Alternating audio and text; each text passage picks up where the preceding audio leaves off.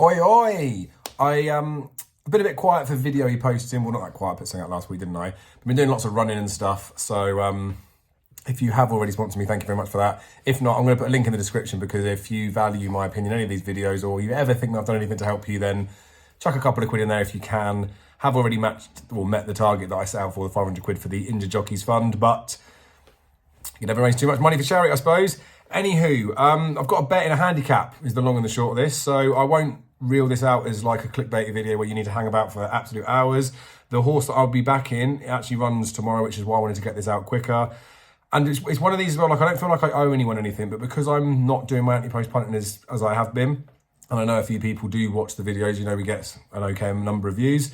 I'm getting to the point now where not that I want to put bets on, but I'm at the position now where we get a non-runner, no bet, best odds guaranteed with some bookies. I can get a few quid on in betting shops and stuff, potentially, but this one didn't need to.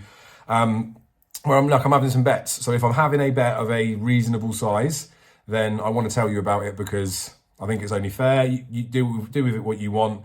Whether it actually ends up running at the festival, it doesn't or not, we'll come into that in a little bit, but it is what it is. I just want to be honest and open with you. And when it comes to the actual festival, I'm going to be betting basically at final declarations. I'll be playing the markets. It's going to be very hard around then for me to be able to tell you what I'm backing and for people to follow it in. So I will just do a review of the festival for my bets. So other than these ones I'm getting stuck into early, I will tell you categorically this is what I'm backing and I'm having X, Y, Z on it.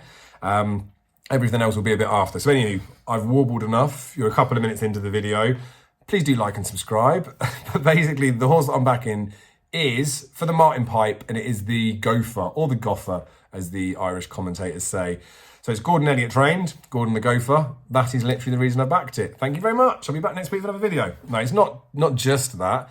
When we did the mid-season videos, the previews towards Cheltenham, I talked about Sir Gerhard and how he and Sir Dysart Dynamo, Sir Gerhard was 5s, I think, Dysart Dynamo was 14s, so now I'd have them the other way around on what they've done to date.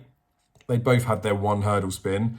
Obviously, Dysart Dynamo went and won nicely after, but then Sir Gerhard, obviously, at the Dublin Race Festival was very impressive, so looks good now. But basically, the knock that I gave him back there was the fact that he'd beaten a horse fairly comfortably called Highland Charge, and then I slated him slightly, saying, how can a horse called the Gopher be any good, except for example, and the fact that the Gopher himself had beaten Highland Charge by the same sort of trip, in the same sort of fashion.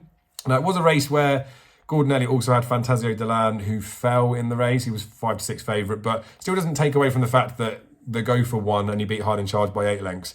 Now, it was over 2 mile 4 for him to go and win that, so that's a nice little pointer for me towards the Martin Pipe. I know maybe changing trips can bring about improvement. But Highland Charge did run at 2 miles when he was beaten the same distance by Sir Gerhard. So it isn't fully like for like. And that Highland Charge has got some form in behind. Jerry Colon was beaten 14.5 lengths, 23 lengths behind Eric Bloodaxe, and then 8 behind Sir Gerhard. So that's why when I looked at it, I thought other horses have beaten him by a lot further than what Sir Gerhard did, but Sir Gerhard's made it look good after. So I don't think that form looks so bad now. I think the Gopher beating of Highland Charge looked okay. So I started to think to myself, not specifically about this horse, but specifically about a certain race. So the Michael Purcell, which runs on Thursday, I talked about this in that last video, how there's certain entries for this race that can be appointed towards Cheltenham. Gordon Elliott's runners in this race are appointed towards Cheltenham. So before we deliberate any more on the Gopher, basically, there's a line of form of the Gopher. I don't think they've really been trying with him after. He may not be good enough. You don't know whether they're trying or whether he's just a dodge or not. They ran him in behind Jerry Colomso with a stable thing that was stepped up in trip. Whether they were doing that to find improvement or whether they're doing that to get him beat, I don't know. He's only a 5-year-old, but by the by. So the Gopher's 40 to 1 with Unibet, he's 33 to 1, non-runner money back, or non-runner no bet, and best odds guaranteed with Bet365. That's where I've done him. I've had 100, well, I actually got a little bit on with someone else as well, but I've had 150 quid on the Gopher because I just think the price is too big. I think it's the sort of profile where if he does go to the festival, he'll be short, and a lot could depend on how he runs tomorrow. But we'll talk about the Michael Purcell just for the fact of it. So in 2017, it changed from a grade 2 to a grade 3. So basically, in that state, I know we all know that the levels of grades, but it's like it's a class as a lot weaker race, a grade 3 to a grade 2. And it was around that time that Gordon Elliott started having runners in the race. Before that, he'd only had the one Marla Beach in 2013, who came second. Won a grade 2 at Fairyhouse after winning, coming second in this. It was a grade 2 back then. Didn't run at Cheltenham. So Gordon Elliott had a runner in this, didn't run at Cheltenham, so kind of pointless. But then in 2017, when it turned to a grade 3, Giggins Town, who we know have done quite well in the Martin Pipe themselves, they ran Champagne Classic in here, and for Gordon Elliott, came third. It was his 5th run over hurdles, had 1 win prior, raced at Thurles before we ran in the Michael Purcell where it's run, and then went and won the Martin Pipe. So boom, that came in. Then blow by blow for Giggins Town, Gordon Elliott did the same. 5th run over hurdles, it had 1 win prior, won this after being battered in the Lord as an ace, and then went and won the Martin Pipe. So I think this is a race that people were starting to look at as a bit of a pointer thing towards it. Gordon Elliott ran Satoshi after that, came 5th, was miles back. It was his 6th run over hurdle, had 1 win prior, so all of his horses that he's run had 1 win prior. Left the Riyadh after, has only raced twice since, but didn't run at Cheltenham, so had you have had a little Martin Pipey angle, wouldn't have mattered. Ferocious pulled up as well. Had previously beaten 5 o'clock, who won the Michael Purcell, but was having its 3rd run over hurdles, 1 win prior, didn't run at Cheltenham, so again, it was pointless in the effort and it was pointless in the result after. But Grand Paradis last year, lots of people remember this horse because he was favourite for the Martin Pipe, didn't actually run at Cheltenham, but he'd had 1 win prior. He'd run 3 times over hurdles up until now, and he won this by 13 lengths. So blow by blow when he won it, won by 14. I thought he'd ruined his mark that year. Champagne Classic was actually 3rd. This year's renewal looks fairly weak, to be honest with you. We've got Berkshire Royal in there for Willie Mullins that was in a Supreme last year, where people were saying, this shouldn't be a 100-1 poke. When do you get a Willie Mullins horse in a Supreme? It's a 100-1 poke. So he's a 2nd season novice, 7-year-old. He makes the market up just for like more hype than anything else. Whereas I think the Gopher's got form substance to him. Now, Davey was jocked up on him, had an injury in the week, was supposed to be having a quiet few days. Then I think he rode today and had an injury again today, so I don't think he'll be riding tomorrow. But the beauty with Davey Russell on horses, you don't know fully if he's trying his best or whether he's trying his best to sort of plot with them. So you can sort of, whatever the result comes out as, just assess it as, if he didn't run well, oh, they probably weren't trying.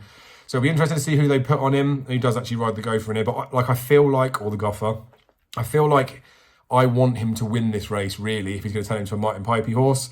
And I think if he end up running well in the race tomorrow, or whenever you're watching it today, it's the 3:40 at Thurles. If he runs well in it and does dot up, then he's not going to be a 40-1 poke or 33-1 poke for the Martin Pipe, is he? We know with the Gordon Elliott stuff in there. If he does flop, doesn't come to Cheltenham, then happy days. And we know that Gordon Elliott will run a few in there. Like I put up Fleur as a big prized horse for the Martin Pipe last year. He ran really well, got backed in and then drifted back out again. Obviously, he ran under Joseph O'Brien's name because of sitting on a horse gate, but I'm just pointing that out, that Gordon Elliott will run a few in the race, and it's not necessarily always the most fancied one of his that runs well. Like, I feel like I've got a bit of an eye for the horses that could suit the pattern. He has got 19 entries in there, so I saw everyone, I was at like a theme park on my son today, but I was seeing people on Twitter, like occasionally having a little bit of a look, moaning about the lack of entries. I was thinking, happy days, the Martin Pipe won't have many entries in there. 110, and of that, 19 are Gordon Elliott's. Now, I'm not going to run through every single one of them, well, I probably could, but there's 19 entries that are in there. He might run 4 or 5. And when I shortlist them, you look at horses like Ardhill's too low down the weights.